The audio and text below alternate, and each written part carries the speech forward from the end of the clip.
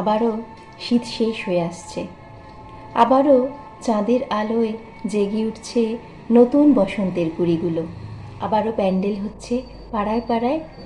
রাত থাকতেই নানা রকম শোরগোল শোনা যাচ্ছে তার। অল্পবয়সী মেয়েটি উত্তেজনায় গোলাপি হয়ে উঠছে নিজে নিজে প্রথমবার শাড়ি পরতে পারবে বলে।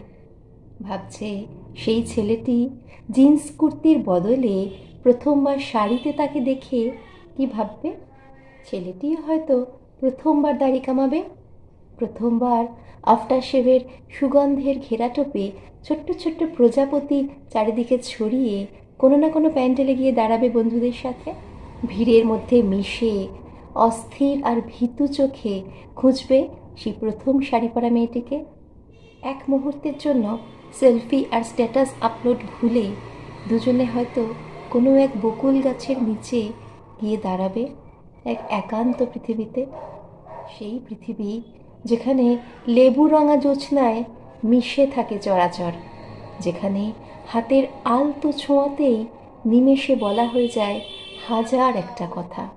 হোয়াটসঅ্যাপ আর ইনস্টাগ্রামের পৃথিবীর বাইরে এখনও কেউ বসন্তের সোনা ঝরা আলোয় কারোর জন্য অপেক্ষা নিশ্চয়ই করবে। এই একটু ভালো লাগার জন্য সারা বছর একাগ্র হয়ে অপেক্ষা করবে।